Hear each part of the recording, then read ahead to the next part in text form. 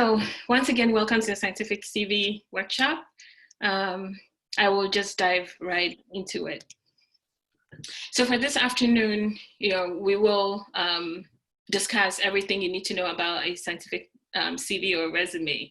So these are just a few points to note that a CV or a resume is I'll say a scientific CV is a multi-page document, which is straight to the point, it's brief, and it should be easy to read. Number two, it's your first opportunity to make an impression, right? It's a tool to market yourself, it's a living document, and as you continue to gain experiences, it will keep evolving, based on experiences. And it's not a simple laundry list of every experience you might have. Okay. So I'll start by saying that every college student will need a scientific CV or resume at some point. It basically represents all your accomplishments and an experience as your experiences as an academic.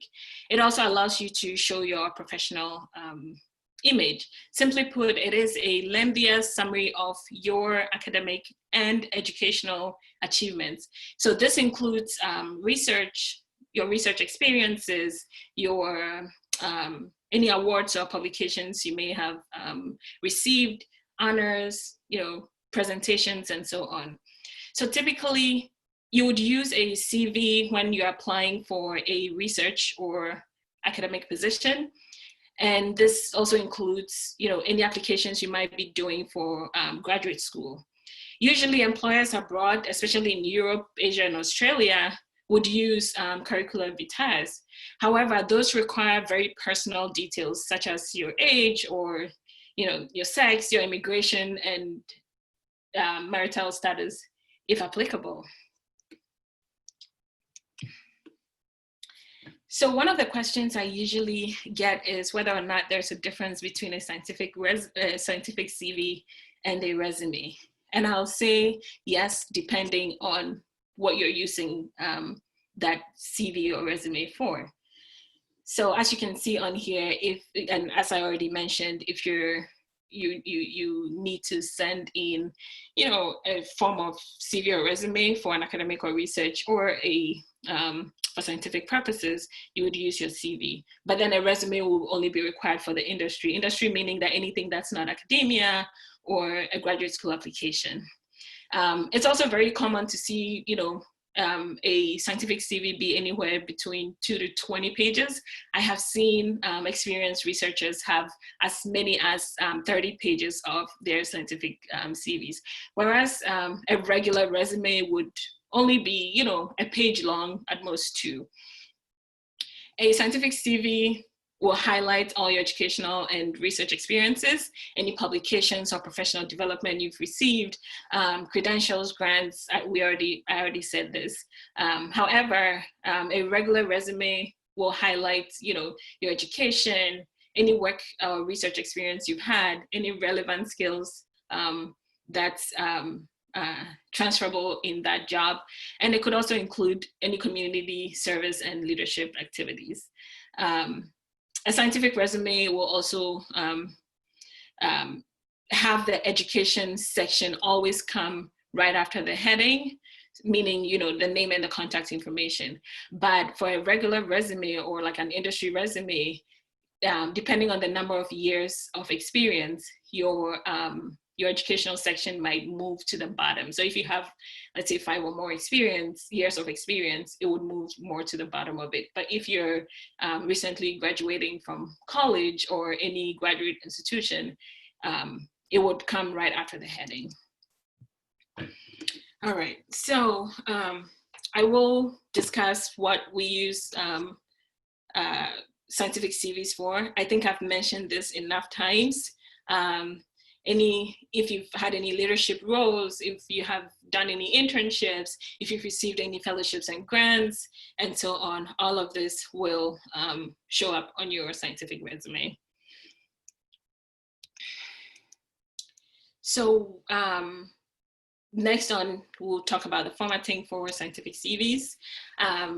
Basically, a scientific CV will have all of the sections you see under format, a heading, education, any fellowships, research experience, teaching, presentation, or any scholarly publications. And to the left, you can see what a scientific CV or resume would look like. I came up with this myself.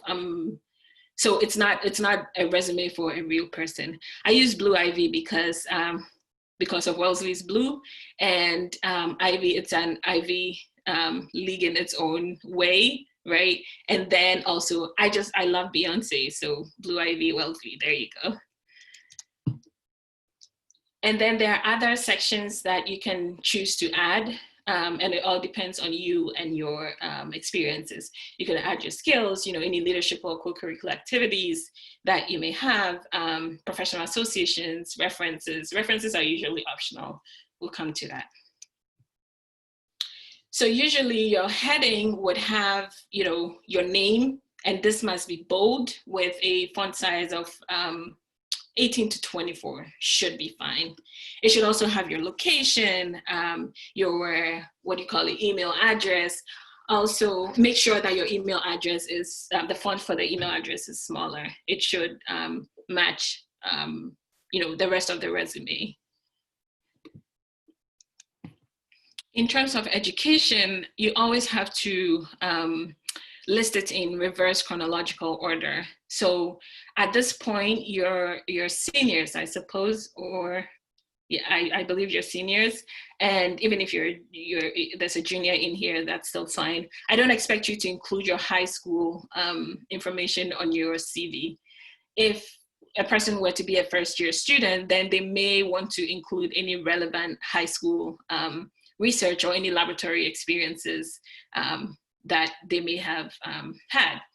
So under education, you usually would have the name of the institution, as shown on there, the state and the city where it's at, and then, the month and year the degree will be awarded. So in your case, if you may be graduating in December or in May, you would put expected graduation on there. And I always encourage students to put the date at the very far right corner of the page. It would include your degree type and the major or minor. If you are doing a thesis, it would be great to insert that here as well. If you've taken any relevant coursework and you feel like telling the reader of your resume the coursework to show that you really have those experiences, you can list a few of those courses, right, that apply to that position or the academic program. You could also add any relevant study abroad programs and institutions where you cross-registered for classes.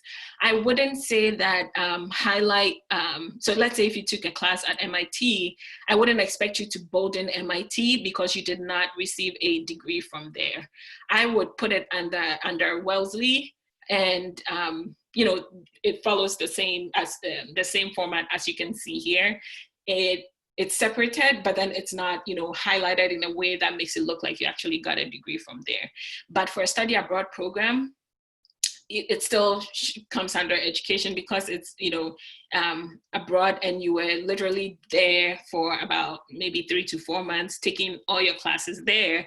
I would list it.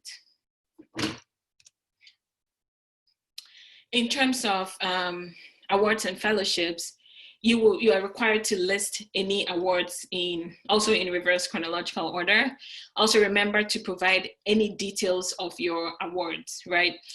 When you do this, the reader understands its significance. You're hoping to be unique among fellow applicants. And so I wouldn't say be modest, neither should you represent the magnitude of your award, fellowship, or honor, right? Usually an award like Fulbright everybody knows what Fulbright is, right? But let's say if it's an award from Wellesley, you would list it as shown on this slide.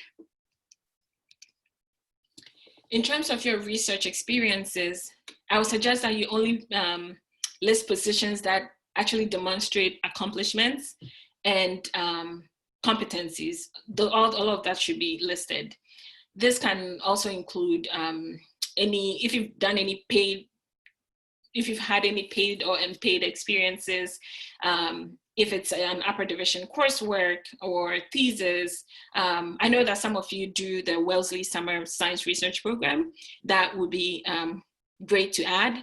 Also, I'll say that remember to include relevant details like who your research supervisor is, the location of the university, the location of where you did you had that experience, the university or lab, and any funding sources, how you got funded for that research. So more important information should always be closer to the top. Do not put it at the very end. That way, recruiters are only scanning through your resume for like 2 minutes. And so you want them to catch those relevant information. You could also add a teaching experience. This could also include any tutor positions you've had. In terms of presentations, I would suggest that you include, a paper title, the date when you actually presented it, the name of the conference or the workshop where you presented at. The location should also be included for any paper presentations you may have. I know that, the RUMA and Antana conferences are Wellesley specific, so do not assume that the person reading your resume knows what you're talking about, right? So mention that it is, a conference at Wellesley and so on, and then you can give more details at any interviews as and when they come up. In terms of, let's see, this is where employer and leadership experience. Yeah, so these are, another section you could add, which is your employment and leadership experience. For this particular resume, this person was a teaching assistant, and it's relevant, right? A teaching assistant fits in, it's in academia. And if you're applying for any research position, it's important to list that too. Over here too, this person was a hall president. And if you feel like, definitely it does show your leadership experiences. If there's anything you did and that allowed you to develop any skills that are transferable to whatever position you're applying for, then I would add that too. In terms of your skills, you could, include any computer knowledge, any languages, any specific lab work apparatus you've used. What else? Yeah, we did mention any leadership or co-curricular activities you've done as well. This is miscellaneous, right? And so you can add it to your CV as I showed in the previous slide. If you've joined any professional associations too, this would be your scientific CV is a good place to show that.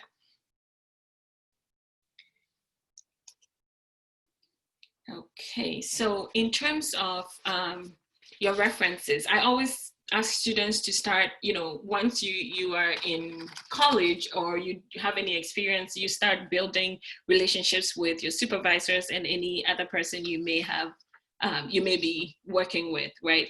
And to show this, I know that some may ask, is it optional to add references to a resume? For scientific resumes, they are quite common, but for a regular resume, it's optional, right? When they need it, they will let you know. But it's not uncommon to see a list of references on your scientific CV. Some of the things you would list would be, of course, the name of the person who is giving you that reference with their title. So if they're a PhD holder, you would add that to it. List the institution they are at, list their relationship to you. So let's say if it was a former supervisor and they already left Wellesley, you could always say former supervisor at so-and-so. And then be sure to list the telephone number and of course their email addresses. So there are a few points to note. Remember that a scientific resume can be more than 2 pages long. The font size should be between 10 and 12, but remember that your name should always be bold. 18 to 24 should be fine. Make sure that your formatting is consistent throughout.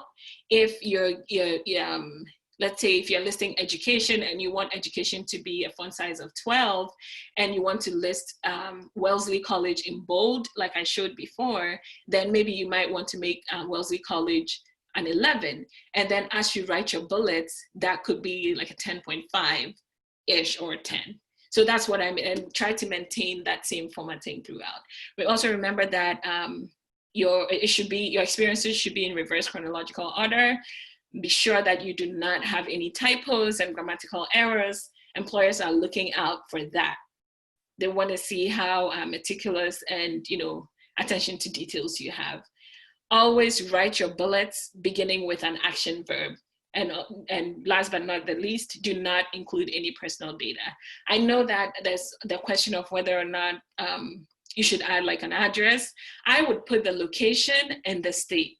Nobody really sends snail mail anymore. And so, and you don't want, for security reasons, you do not want people having your address and you just don't know what will happen.